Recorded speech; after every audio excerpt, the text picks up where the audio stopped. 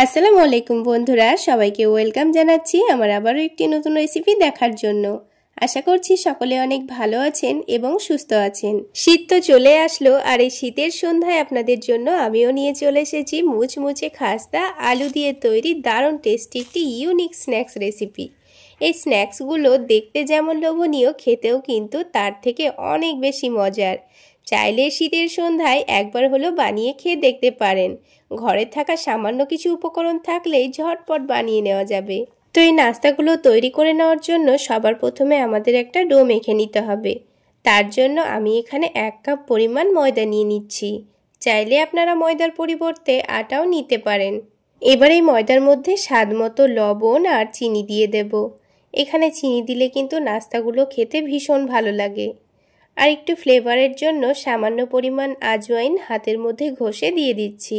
একটু ঘষে নিয়ে দিয়ে দিলে দেখবেন খুব সুন্দর একটা ফ্লেভার আসে। আর 1 টেবিল চামচ পরিমাণ সয়াবিন তেল দিয়ে দিচ্ছি। চাইলে আপনারা তেলের জায়গায় ঘিও ব্যবহার করতে পারেন। এবার সব কিছু একসঙ্গে ভালোভাবে মিশিয়ে নিচ্ছি। তেলের সঙ্গে ময়দাটাকে ভালোভাবে মিশিয়ে নিতে হবে। খুব বেশি তেল দিয়ে ময়ান দেওয়ার কোনো দরকার নেই, তবুও কিন্তু নাস্তাগুলো অনেকটাই খাস্তা তৈরি হবে। এবার অল্প অল্প করে পানি দিয়ে ডো মেখে নেব। তো পানিটা কিন্তু একেবারে দিয়ে ফেলা যাবে না, বারে বারে অল্প অল্প করে পানি দিয়ে খুব সুন্দর করে ডোটা মেখে নিয়েছি। আর এই ডোটা দেখুন কিছুক্ষণ রেস্টে রাখবো, তাহলে এখনকার থেকে আরও অনেকটাই সফট হয়ে যাবে। তো ডোটাকে আমি 10 মিনিটের মতো রেস্টে রেখে দেব। ততক্ষণে আলুর পুর রেডি করে নেব। তো এদিকে আমি দুটো আলু আগে থেকে ভালোভাবে সেদ্ধ করে নিয়েছিলাম। আলু দুটোকে একটা গ্রেটারের সাহায্যে ভালোভাবে গ্রেট করে নিচ্ছি। আপনারা কিন্তু আলুগুলোকে হাত দিয়ে ম্যাশও করে নিতে পারেন, কিংবা কাঁটা চামচ দিয়েও কিন্তু এগুলোকে ম্যাশ করা যায়। তো আলুগুলো ভালোভাবে গ্রেট করে নিয়েছি। এবার এই আলুটাকে রান্না করে নেব। সেই জন্য প্যানের মধ্যে সামান্য পরিমাণ সরিষার তেল দিয়েছি। ওই ধরুন 1 টেবিল চামচ মতো সরিষার তেল দিয়েছি। আর খুবই সামান্য গোটা জিরা দিয়ে দিয়েছি। তারপর অল্প একটু পেঁয়াজ কুচি দিয়ে দেব। এখানে মিডিয়াম সাইজের একটা পেঁয়াজ কুচি করে দিয়ে দিয়েছি। এবার পেঁয়াজটাকে হালকা লালচে করে ভেজে নেব। খুব বেশি লাল করার দরকার নেই, হালকা একটু ভেজে নিলে হয়ে যাবে। তারপর এখানে সামান্য পরিমাণ আদা রসুন বাটা দিয়ে দিয়েছি। এবার সব কিছু আবারও একটু ভালোভাবে ভেজে নেব, যতক্ষণ না পর্যন্ত আদা রসুনের কাঁচা গন্ধটা চলে যাচ্ছে। এবার এখানে ঝালের জন্য কাঁচামরিচ কুচি দিয়ে দিচ্ছি। আপনারা চাইলে গুঁড়ো মরিচও দিতে পারেন। আর হালকা একটু কালারের জন্য হলুদের গুঁড়ো দিয়েছি। এবার এখানে এই মশলাটা আমি অল্প একটু জিরা, ধনে আর একটু পাঁচফোড়ন একটু ভেজে গুঁড়ো করে নিয়েছি। তো সেই মশলাটাই দিয়ে দিলাম, আর তার সাথে 1/2 টেবিল চামচ পরিমাণ চাট মশলা দিয়ে দিয়েছি। আর এবার স্বাদ মতো লবণ দিয়ে দেব। এবার এখানে এর টেস্টটা একটু যেন ভালো আসে, সেই জন্য 1 টেবিল চামচ পরিমাণ টমেটো সস দিয়ে দিয়েছি। এবার সব কিছু একটু ভালোভাবে মিশিয়ে নেব। বন্ধুরা, এইভাবে আলুর পুরটা বানিয়ে চাইলে আপনারা পরোটা বানিয়েও খেতে পারেন, দেখবেন খুব সুন্দর টেস্ট আসবে। এবার গ্রেট করা আলুটা দিয়ে দেব। তারপর সব কিছু একটু ভালোভাবে মিশিয়ে নিতে হবে। তো তার আগে অল্প করে একটু ধনেপাতা কুচি দিয়ে দিচ্ছি, তবে হাতের কাছে না থাকলে না দিলেও চলবে। এবার সব কিছু একটু ভালোভাবে মিশিয়ে নেব। আলুটা ভালোভাবে মিশিয়ে নেওয়ার পর এবার এখানে কিন্তু একটা উপকরণ লাগবে, সেটা কিন্তু অবশ্যই দিতে হবে, তা না হলে কিন্তু নাস্তাগুলো ভাজার সময় আলুগুলো তেলের মধ্যে ছড়িয়ে যেতে পারে। তো আমাদের এখানে কিন্তু কর্নফ্লাওয়ার দিয়ে দিতে হবে। তো আমি এখানে দুটো সেদ্ধ আলুর জন্য 2 টেবিল চামচ পরিমাণ কর্নফ্লাওয়ার ব্যবহার করব। তবে আপনাদের হাতের কাছে কর্নফ্লাওয়ার না থাকলে চালের গুঁড়ো কিংবা বেসনও ব্যবহার করতে পারেন। তো দেখুন 2 চামচ কর্নফ্লাওয়ার দেওয়ার পর আবারও সব কিছু একসঙ্গে ভালোভাবে মিশিয়ে নিচ্ছি। আর কর্নফ্লাওয়ার দেওয়ার কারণে কিন্তু আলুর পুরের টেস্টটা কোনো রকম হেরফের হবে না। তো দেখুন সব কিছু ভালোভাবে মিশে গেছে। এবার এটাকে নামিয়ে ঠান্ডা হওয়ার জন্য রেখে দিতে হবে। তো এই আলুর পুরটা এখন আমি নামিয়ে ঠান্ডা হওয়ার জন্য রেখে দেব।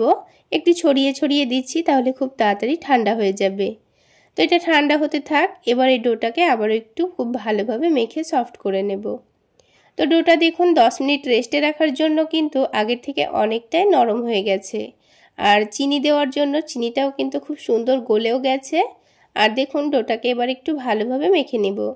আর ডোটা হাতের মধ্যে একটু চ্যাটচ্যাটে মনে হচ্ছিল বলে অল্প করে একটু ঘি দিয়ে ডোটাকে আবার একটু ভালোভাবে মেখে নেব, তাহলে এই ডোটা আর হাতের মধ্যে লেগে আসবে না। এবার দেখুন ডোটা কিন্তু অনেকটাই সফট করে মেখে নিয়েছি। এবার যত বড় করে নাস্তাগুলো তৈরি করে নেব, ঠিক তত বড় করে লেচিগুলো কেটে নেব। তো আমি এখানে নাস্তাগুলো ছোট ছোট করে তৈরি করে নেব, তাই ছোট ছোট করে লেচি কেটে নিচ্ছি। আপনারা আপনাদের পছন্দ মতো করে নাস্তাগুলো লেচি কেটে নেবেন। তো এবার একটা একটা করে লেচি নিয়ে একটু হাতের মধ্যে সফট করে লই তৈরি করে নিয়েছি। তো ঠিক একইভাবে আমি সবগুলো লই তৈরি করে নিয়েছি। এবার যত বড় করে লইগুলো আমি তৈরি করে নিয়েছি তার থেকে সামান্য ছোট করে কিন্তু এই আলুর পুরটা গোল করে নিতে হবে। তো লইয়ের মতো করে দেখুন গোল করে নিয়েছি। তো দেখুন বন্ধুরা, লইটার থেকে কিন্তু আলুর বলটা একটু ছোট করে রেডি করে নিয়েছি। সবগুলো বল তৈরি করে নেব, যতটা পরিমাণ নাস্তা হবে ততটা পরিমাণ বল তৈরি করে নিয়েছি। আর দেখুন অল্প একটু আলুর পুর বেঁচেও গেছে। তো 1 কাপ ময়দার জন্য আমাদের কিন্তু 2টো সেদ্ধ আলুই পারফেক্ট আছে। এবার এই লইগুলোতে হাত দিয়ে একটু চেপে চেপে বড় করে চ্যাপটা করে নেব। তো দেখুন হাত দিয়ে একটু পাতলা করে বড় করে নিতে হবে। তারপর মধ্যের জায়গাটায় আলুর বলটা দিয়ে আলুর বলটাকে ভালোভাবে ঢেকে দিতে হবে। খুব সুন্দর করে মুড়ে নিয়েছি, দেখুন একটুও যেন ফাঁকা না থাকে। এইভাবে বলটা রেডি করা হয়ে গেলে আমি এবার আপনাদের নাস্তাগুলোর খুব সুন্দর একটা ডিজাইন তৈরি করে দেখাচ্ছি। আপনারা চাইলে নাস্তাগুলোকে এইভাবে একটু চ্যাপটা করে কচুরির মতো করে ভেজেও খেতে পারেন। তো আজকে আমি আপনাদের একটু ইউনিক আর নতুন পদ্ধতির নাস্তা শেপ দিয়ে দেখাবো। সেই জন্য দেখুন লইটার নিচের দিকটা এক সাইডটা কেটে দেওয়ার পর অপর দিকটাও কিন্তু সমানভাবে নিচের দিকটা কেটে দিয়েছি। একইভাবে 4 জায়গাকে কেটে দিতে হবে প্রথমে, তারপর এটাকে 8 ভাগে ভাগ করে নেব। তো মধ্যের জায়গাটায় আবারও একটু করে কেটে দিয়েছি। তো দেখুন এটা কিন্তু খুব সুন্দর একটা ফুলের মতো শেপ চলে এসছে। এবার এগুলোকে এইভাবে একটু ঘুরিয়ে ঘুরিয়ে ওপর দিকে একটু ফুলের মতো শেপ দিয়ে দেব। দেখতে যেন লোভনীয় লাগে তাই একটু হাত দিয়ে ঠিক করে নিচ্ছি। আর বন্ধুরা দেখুন ময়দাটা কিন্তু অনেকটাই নরম হয়ে গেছে রেস্টে রাখার পর। তো আপনারা কিন্তু ময়দাটাকে একটু শক্ত করে মেখে নেওয়ার চেষ্টা করবেন, তাহলে রেস্টে রাখলে ময়দাটা খুব একটা নরম হবে না। আর নরম হওয়ার কারণে কিন্তু এই নাস্তার শেপটা দিতে একটু অসুবিধা হবে। আর এর উপরে একটু করে কালো জিরা দিয়ে দিচ্ছি, তাহলে এটা পুরো ফুলের মতোই দেখতে লাগবে। চাইলে আপনারা সাদা তিলও দিতে পারেন, তবে কালো জিরা দিলে কিন্তু দেখতে অনেকটাই লোভনীয় লাগে। তো দেখুন একটা নাস্তা কিন্তু আমাদের তৈরি করা হয়ে গেল। তো যে প্লেটের মধ্যে রাখবো সেখানে অল্প করে একটু তেল মাখিয়ে নিয়েছি। তো যতটা পরিমাণ নাস্তাগুলো একসঙ্গে ভেজে নেব ততটা পরিমাণ প্রথমে বানিয়ে নিয়েছি। বাকি নাস্তাগুলো এগুলো ভাজতে ভাজতে তৈরি করে নেব। তো প্রথমে 4টে নাস্তা আমাদের তৈরি করা হয়ে গেল। এবার এগুলোকে ভেজে নেব। আর ভাজতে খুব বেশি তেলেরও প্রয়োজন হয় না, খুব অল্প তেলেই কিন্তু ভাজা হয়ে যায়। তেলটা হালকা গরম করে নেওয়ার পর একটা একটা করে নাস্তাগুলো দিয়ে দিয়েছি। আর একটু সময় নিয়ে উল্টে পাল্টে ভেজে নেব, তাহলে নাস্তাগুলো কিন্তু অনেকটাই মুচমুচে তৈরি হবে। আর বন্ধুরা এই নাস্তা একবার বানিয়ে খেলে দেখবেন সিঙ্গারা কচুরি খাওয়া ভুলে যাবেন, এতটাই টেস্টি হয়। তাছাড়া বাড়িতে অতিথি আসলেও কিন্তু এই রকম সুন্দর ডিজাইনের একটি নাস্তা বানিয়ে দেওয়াই যায়। এবার দেখুন বন্ধুরা নাস্তাগুলোকে উল্টে পাল্টে খুব সুন্দর কালার আসা পর্যন্ত কিন্তু আমি ভেজে নিয়েছি। আর আলুর পুরের মধ্যে কর্নফ্লাওয়ার দেওয়ার কারণে কিন্তু দেখুন আলুর পুরটা কিন্তু তেলের মধ্যে একটুও ছড়িয়ে ছিটিয়ে যায়নি। এবার আমি তেলটা ঝরিয়ে নিয়ে একটা একটা করে নাস্তাগুলো তুলে নিচ্ছি। আর দেখতে কতটা লোভনীয় হয়েছে দেখুন। তাহলে বন্ধুরা আজকের এই নাস্তা রেসিপি যদি আপনাদের ভালো লেগে থাকে তাহলে অবশ্যই একটা লাইক শেয়ার করে দেবেন। আর আমার এই সহজ রেসিপিগুলো যদি ইউটিউব চ্যানেল থেকে দেখে থাকেন চ্যানেলটি সাবস্ক্রাইব করে দেবেন। আর ফেসবুক পেজ থেকে দেখে থাকলে পেজটি ফলো করে দেবেন। তো বন্ধুরা বাকি নাস্তাগুলো কিন্তু ঠিক একইভাবে ভেজে নিয়েছি। এবার এই নাস্তাগুলো আমি টমেটো সসের সঙ্গে পরিবেশন করে নিয়েছি। আর একটা নাস্তা আপনাদের ভেঙেও দেখিয়ে দিচ্ছি, আওয়াজ শুনলেই বুঝতে পারবেন কতটা মুচমুচে খাস্তা তৈরি হয়েছে।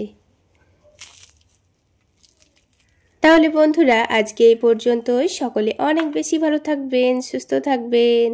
দেখা হচ্ছে আবারও একটি নতুন রেসিপি নিয়ে পরের ভিডিওতে।